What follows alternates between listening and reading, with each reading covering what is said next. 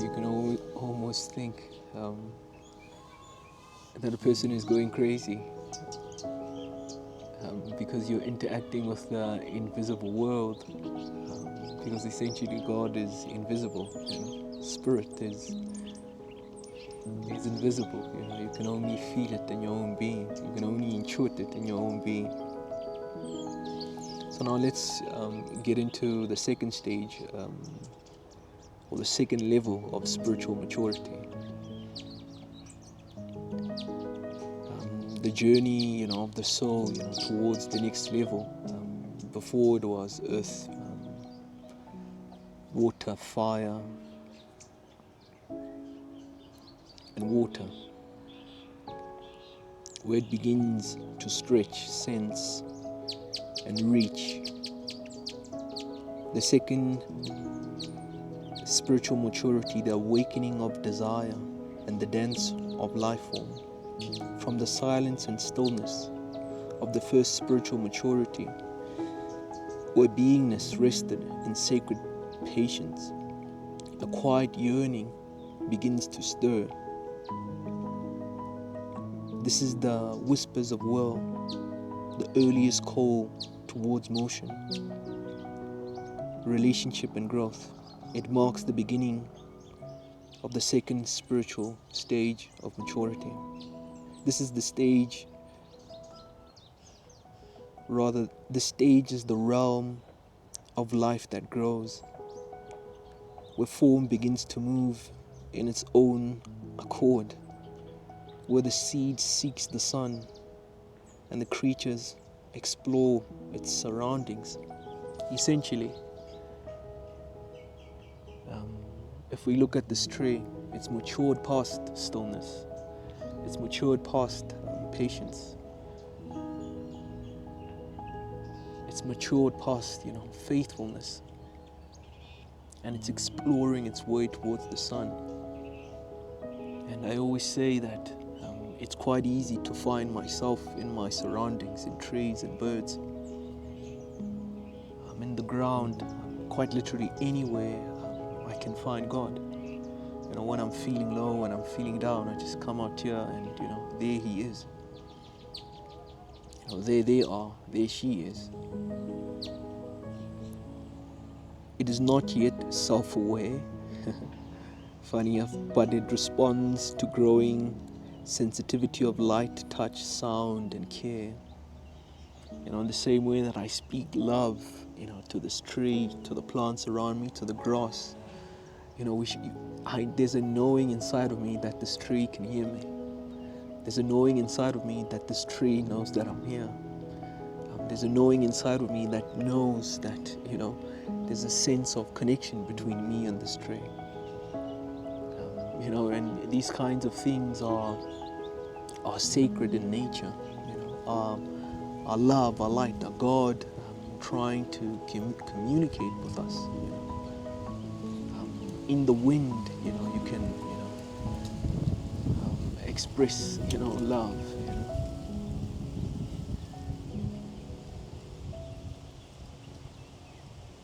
And a confirmation, of what I'm saying. What is second spiritual maturity?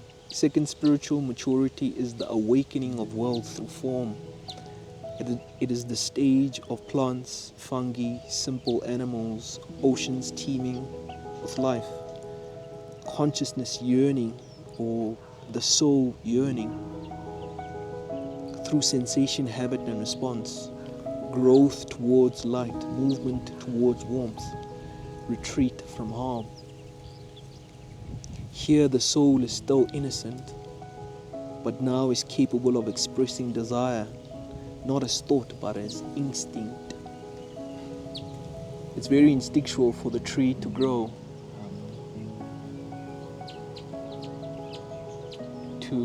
to the highest point that it can.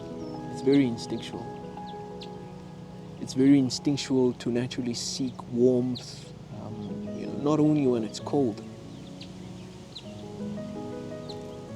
It's very instinctual to seek light when it's dark. That's an instinct that we all have, and that's a maturity that we've passed. This stage is marked by the exploration of duality, growth versus rest, attraction versus avoidance, harmony versus conflict. All experienced through the body and environment. I think it's exactly what I'm saying. Trees don't grow to darkness, they grow towards the light. Animals don't gravitate to what is freezing cold, they gravitate to what is warm.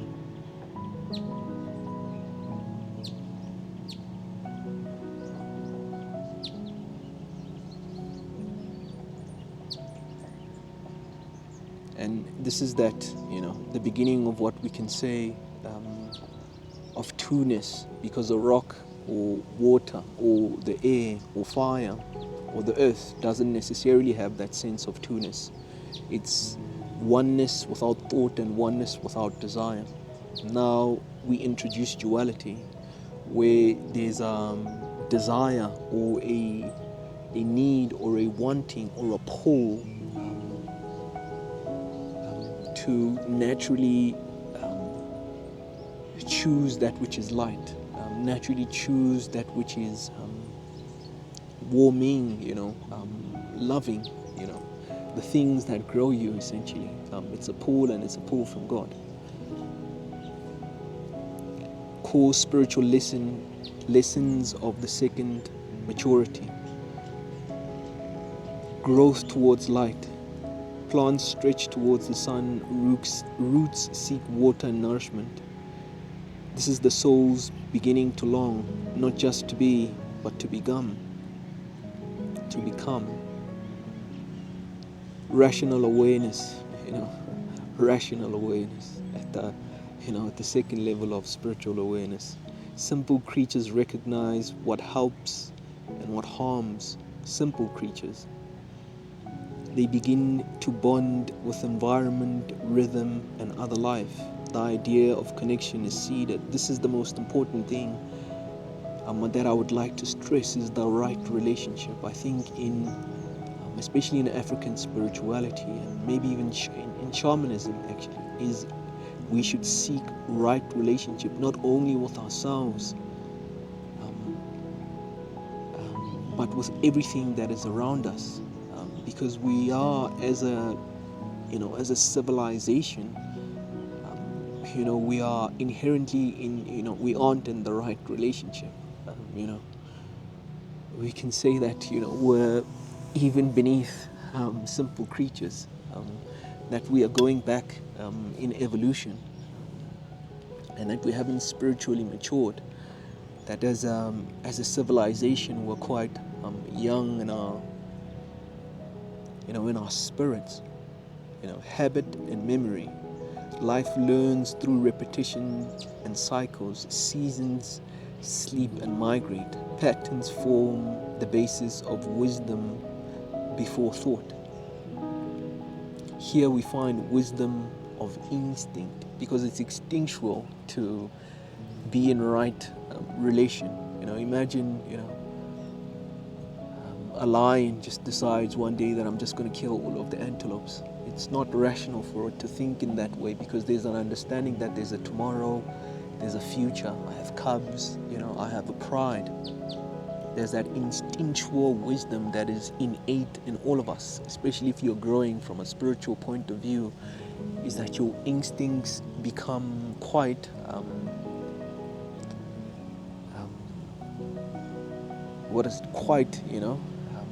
what's the right word? Quite in tune, quite aligned with all that is, because I keep saying that it doesn't make sense to be in the world in which we're in, to seek employment, to seek wealth, to seek, to seek, things that are not in right relationship, because we think that, we can farm all the trees, or, farm all the animals, just give them steroids and keep them, locked up, that we can burn trees as much as we like. But that's not a rational thought. You are being irrational if you think it that way. It's not instinctual. So we can say that, as a civilization, that, or, those that are making decisions, maybe rather, are not in tune with their instincts. They aren't instinctual in that way. Emerging individuality. Though not yet truly self-aware, life begins to express uniqueness. A leaf's shape, a bird's song, a creature's curiosity. This is the early echoes of identity. Symbolic images of second spiritual maturity. A vine curling around a trellis, seeking support and climbing towards the light. A lion cub nuzzling its mother, instinctual love and safety. Mushrooms spreading beneath the forest, quietly communicating through unseen networks.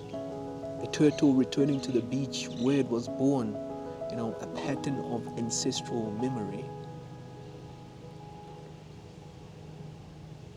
And I think this is the most beautiful and humbling experience, because even animals are evolving towards God, and animals have memory. I find it so amazing that a turtle can return to the place in which it was born. And that's the formation of, what we call ancestors, to be able to trace back our roots. Where do we come from and how far back do you go? I wanted to go all the way, way from the beginning of the beginning, and the beginning without end. And, I noticed that, there's, in-between parts that I need to acknowledge and that I need to be at one with, because it makes my life easy at the end of the day when I know those things. It's instinctual. You need to have that instinct to say that, okay,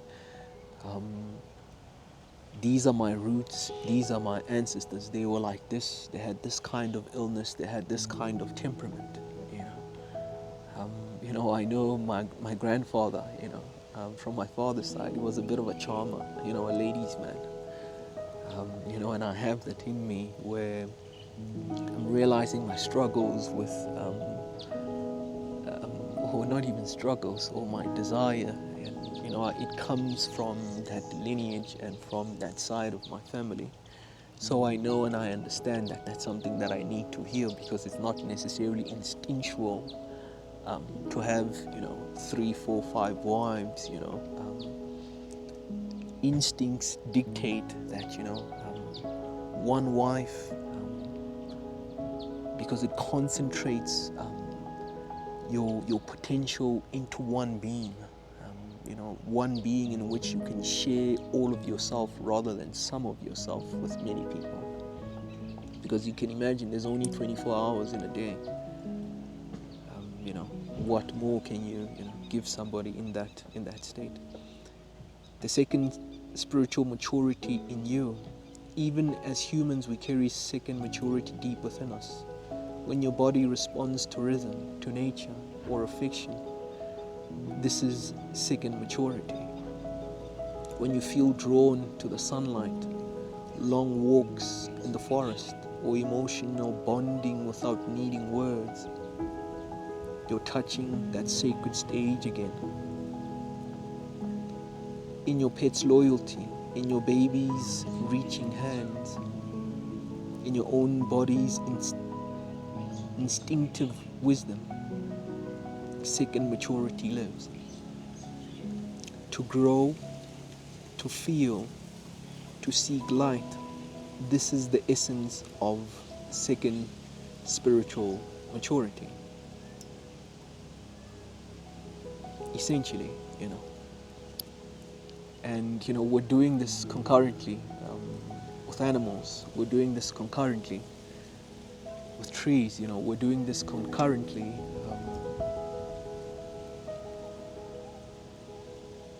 with all that is. The uniqueness and the individuality.